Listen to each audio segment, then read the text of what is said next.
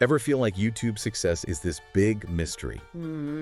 All about cracking some secret algorithm code? Yeah. Well, get ready to ditch the decoder ring.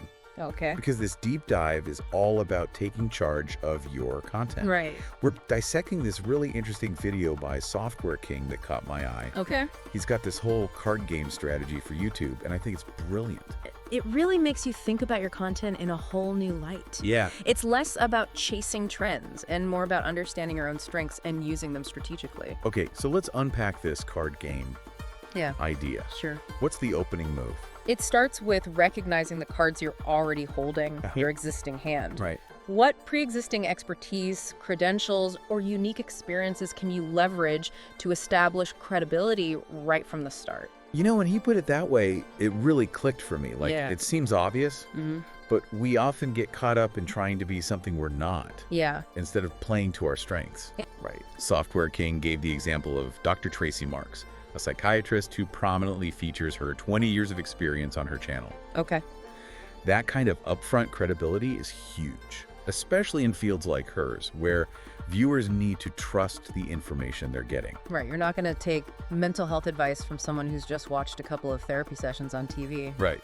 You want the real deal. Absolutely. You want to go to the source. Yeah. Yeah. And it's not limited to formal qualifications either. Okay. Think of Caroline Gervin, for example. Okay. Her visible fitness journey and experience with vetted workout routines are central to her credibility as a fitness influencer. Right. It's about aligning your content with your existing strengths, the things that make you you. It's funny how we can overlook the things that make us uniquely qualified to talk about certain topics. Yeah. But that leads to the next card in the game, right? Right. What about when you want to do something a little different, a little outside the box? Software King calls this playing the unconventional card. Okay. But it's not just about being different for the sake of it. Right. It's about pushing boundaries in a way that still resonates with your audience. Okay, so how do you find that sweet spot between out there and on point? Right. Give us an example or two. I'm hooked. Well, think about a channel like Whistling Diesel. Okay. They break and destroy expensive items. Okay. Cars, shoes, you name it. Right. And people can't seem to get enough. It's like that Park Crash compilation thing, but with a bigger budget? Yes. Why are we so drawn to that kind of content? Is it just morbid curiosity? It's more than that. Okay. There's an element of schadenfreude. Okay. Finding pleasure in others' misfortunes. Right. Especially when those misfortunes involve ridiculously expensive items. Right. It's like, well, at least it's not happening to me. Yeah. I guess there's also the forbidden aspect of it. Yeah. We're not supposed to enjoy watching things get destroyed. Yeah. Which somehow makes it even more appealing. Exactly. But you're right, it's definitely unconventional. Yeah. And they've managed to turn it into a whole brand. For sure. What are some other ways creators are playing this unconventional card? 5-Minute Crafts is another interesting example. Okay. They've mastered the art of using common objects in unusual, often wacky ways. Yeah. It's ingenious and unexpected, which is a powerful combination. Yeah. Who knew you could do that with a potato peeler and a coat hanger? Yeah, exactly. I'm constantly surprised by their creativity, even if I'm never going to actually try any of those hacks myself. Right. But, And then you have the whole extreme budget challenges genre. okay. These creators attract viewers by exploring the extremes of frugality, and it's oddly compelling. Oh, yeah, like those "Can I Survive on $1 a day for a week" Yeah. videos. Exactly. I mean, we all love a good bargain, right? Right. But something about seeing someone take it to the extreme, it just sucks you in. It's like we're living vicariously through their experience. Yeah, totally. We get to explore the limits of frugality Yeah. without actually having to sacrifice our daily latte. Exactly.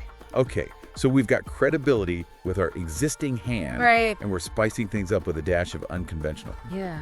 What's next? Okay. How do we really draw viewers in? That's where magnetism comes into play. Okay. It's that intangible quality that makes viewers want to spend time with you, Right. to hear what you have to say. It's like that saying, people don't care how much you know until they know how much you care. Exactly. But in this case, it's more like people don't care about your content until they connect with you. You've got it. Right. It's about authenticity and allowing your personality to shine through in your content. Right. And just like there are different playing styles in a card game, Yeah. there are different ways to be magnetic on camera. So it's not about trying to fit into some mold of what a successful YouTuber is supposed to be. Exactly. What works for one creator might not work for another. Right. It's about finding your own unique voice and style. Okay. Think about someone like John from Lincoln Street Woodworks. Right. He's got this great dry sense of humor. Yeah. Names his tools after Star Wars characters. It's brilliant. Yeah. He brings so much personality to what could be a pretty niche topic. Right. And it makes you want to keep watching. Yeah. Even Yeah. if you're not usually into woodworking. Exactly. And then Yeah. you have someone like Emily Norris who has a completely different style. Right.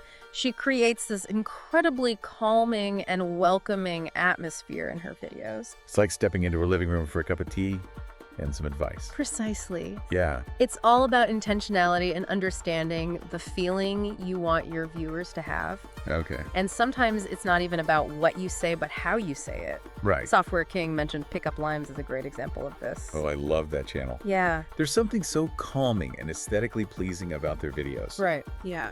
They excel at editing and creating a feeling of wholeness and inspiration. Right. It's subtle, but it really elevates their content. It's like they're not just sharing information. Right. They're creating an experience. And that brings us to the next card in the game, Okay. which Software King calls the ACE card. Research and value. Right. It's about going above and beyond to deliver exceptional content.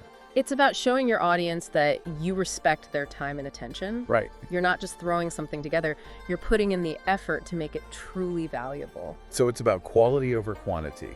In a way, yes. Okay. But it's not just about the volume of content. Right. It's about the depth and substance you bring to it. Okay. Think about a channel like Who's Boss. Okay. He's known for his incredibly in-depth tech reviews, like his extensive iPhone battery tests. Oh, yeah, those are legendary. He doesn't mess around. Right. Yeah. He'll spend hours testing, analyzing, comparing. He leaves no stone unturned. And that kind of dedication is what makes him a trusted source in his niche.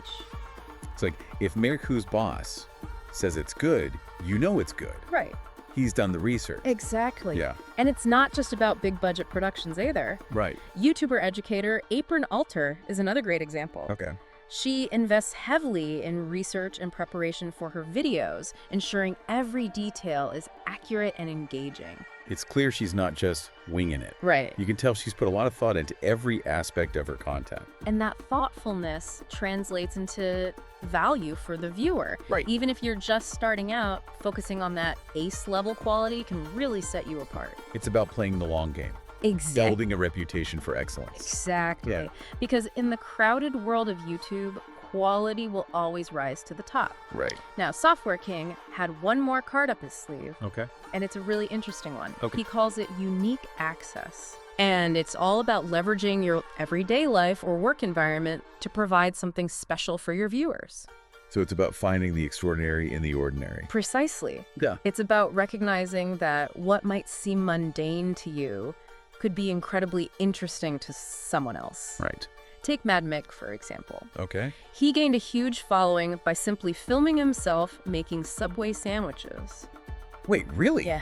Just making sandwiches. Mhm. What's so special about that? It was the combination of his personality, his storytelling, Okay. and the behind-the-scenes glimpse into the life of a fast food worker that resonated with people. Yep. He'd share funny customer stories, Right. workplace mishaps. Yeah. It was relatable, authentic, and surprisingly entertaining. It's like a reality show. Yes? But centered around something as everyday as making sandwiches. Exactly. Really? And it proves that you don't need fancy equipment or exotic locations to create compelling content. Mm-hmm. Another great example is from Scratch Baker. She owns a bakery in Ireland, Oh. and her videos offer a glimpse into her daily life running the business. So she's giving us that insider access that Yeah. we all crave. Right. It's like we're right there with her, Yeah. learning the tricks of the trade, smelling the fresh bread. Exactly. And Yeah. she shares customer stories, Right. talks about the challenges of running a small business. It's Yeah. that human element that really makes her content special. It makes you realize that even the most ordinary seeming lives are full of stories waiting to be told. Yeah, absolutely. So if we bring it back to this card game analogy, Okay. it seems like the key takeaway is that there's no one right way to win, right? Exactly. It's about understanding the cards you hold, Right. your expertise, your quirks, your everyday experiences, Right. and playing them in a way that feels authentic to you. It's like Software King isn't giving us a rule book. Right. He's giving us a set of tools Yeah. and empowering us to get creative. Exactly. What resonates with me is how he ties it all back to this idea of magnetism. Right. It's not just about the information you share. Yeah. It's about the energy you bring to it. Right. That connection you forge with the viewer. You got it. Yeah. And that's something you can't fake. Right. Viewers can spot inauthenticity a mile away. For sure. It has to come from a place of genuine passion and enthusiasm for what you're doing. And maybe a little bit of that Software King strategy sprinkled in. There you go. So for anyone listening who's feeling inspired to up their YouTube game, Yeah. what's one final piece of advice you'd give them? I would say don't be afraid to experiment. Okay. Try new things. Yeah. Play with different formats and see what resonates with your audience. Right. And most importantly, have fun with it. Yeah. Because when you're enjoying the process, that joy will translate to your viewers. Right. And that's what keeps them coming back for more. Perfectly said. So to sum it all up, ditch the get famous quick schemes and focus on playing your own unique hand. Yeah. Love it. You never know. You might just end up winning the whole YouTube game.